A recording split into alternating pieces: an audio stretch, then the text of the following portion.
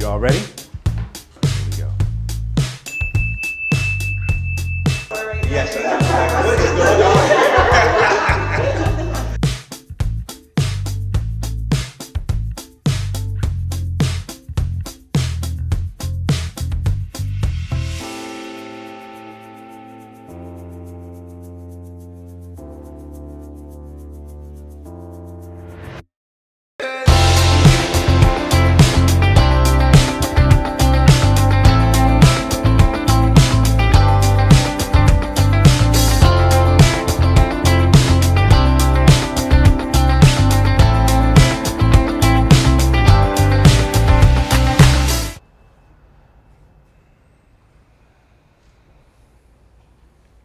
I see some hands. Thank you. So one of the things that we teach our young folks is that all trauma and past pain lives in the breath. Because we carry those things with us, we breathe in the world around us. So we can focus on the breath as much as possible. Just remember, it brings us into this moment now so we can be mindful of our bodies and what we do and how we show up. Then it allows our young folks to be as creative and amazing as Miriam and Angelica are. Because we only have one vessel, that's this thing called us, and the more that we take care of it, the more we center on our breath, the more we recognize our own inherent power, the greater difference we can have on the planet. So that's what we encourage our young folks to do. So with that said, I'm going to introduce you to the Pointless Forest.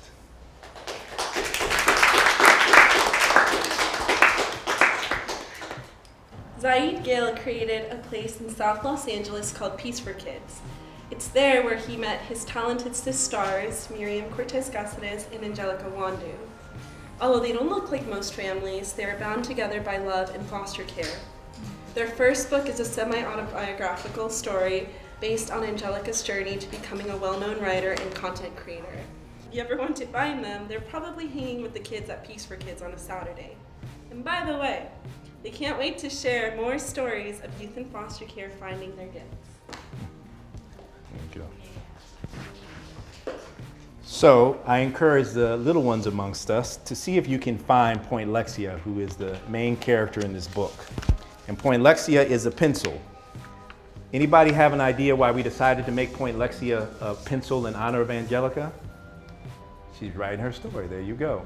So this whole book is about Pointlexia finding her ability to tell her story, okay? So this is a story, The Pointless Forest, story about finding your gifts. This is Pointlexia. She feels different. Everybody see Pointlexia over there? She likes to walk alone in the pointless forest, just outside of town. This quiet place helps her hide from the feeling that she does not belong.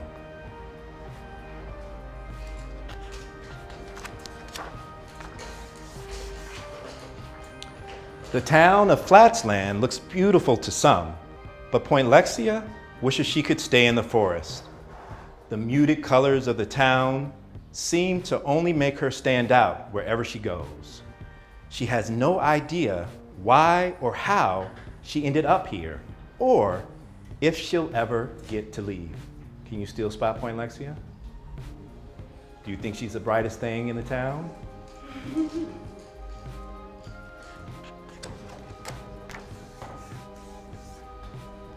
Some older flats tried to make her feel at home and took her in. But she heard them telling their friends how different she was. This made Pointlexia feel unwanted. I feel so bad for her. She's so sharp. Who else would take her in?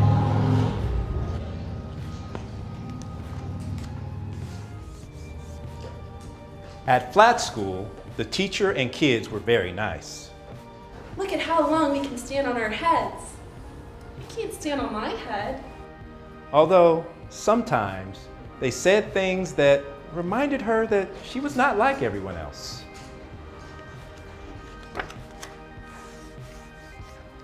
Especially in her class. Tell your mom and dad, Flats, that we're going to the park tomorrow. But I don't have mom and dad, Flats. This made Pointlexia feel strange inside. to get out her feelings, she began scribbling on the world around her.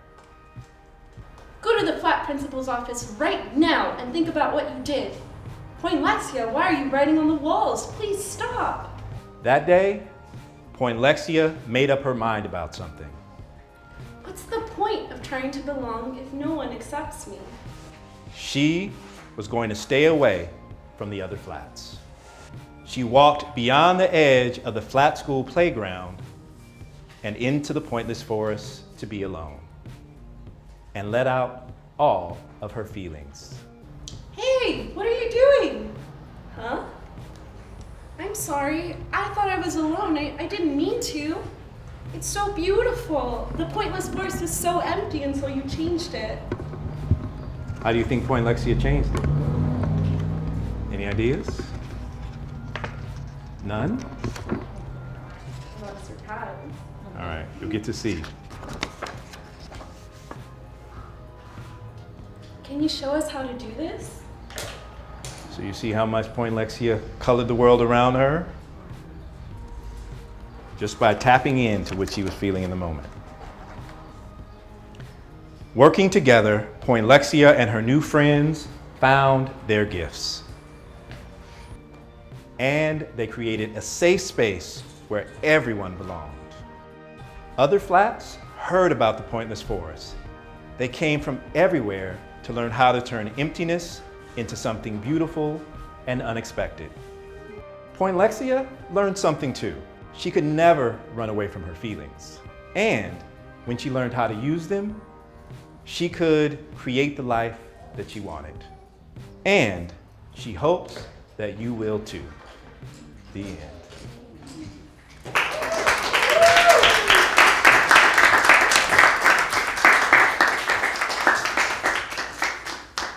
So we wanted to give you all the opportunity to ask questions if you wanted to. We have an art activity that we're going to encourage everyone here to participate in, but we wanted to give you, folks, if you had questions about things that happened to Pointlexia, that we can answer them. Yes. Okay. As I hear the story again, what comes to me, especially the goal of having this in schools and having everybody else experience this, and it's just really, being a retired educator, this lesson plan is just flowing in my mind, thinking about how kids can really, really get in touch with compassion. They can get in touch with their power. They can get in touch with, being kind to others and understanding the feeling of not being a part of, but having an internal gift. It's really beautiful, and I just am very excited to know that your idea is to get this into the world, because it's really going to be valuable to schools and children and communities. I just wanted to say that. Thank you. I appreciate that. My mother, everybody. Is Can I share a response to that? Yeah. So first of all, big fan of Deborah. Like, I saw her walk in and I almost cried because I thought you're so amazing. But thank you for bringing that up, because that was something we discussed when we were making the book, was accessibility. And so we didn't want to work on something that was for the community and then not make it accessible to the people who it was created for. Like, how ironic would that have been? So we talked about the idea of a buy one, gift one campaign. And so when we started selling the book, we allowed an option for people to purchase a copy for a child in foster care, or a local library or a public school of their choice, so that the book could be accessible to the children who inspired it, because this book would not be the book without the kids, specifically the children in the foster care system. And there's actually a dedication in the book. Every time I read it, I want to cry. But it is dedicated to children in foster care who make it possible and who make our work possible, and whose stories have inspired us to share these messages of compassion and inclusivity with everyone. So it's not just foster care, it's any experience where someone might feel marginalized. Like, this is for all of us. So thank you for bringing that up.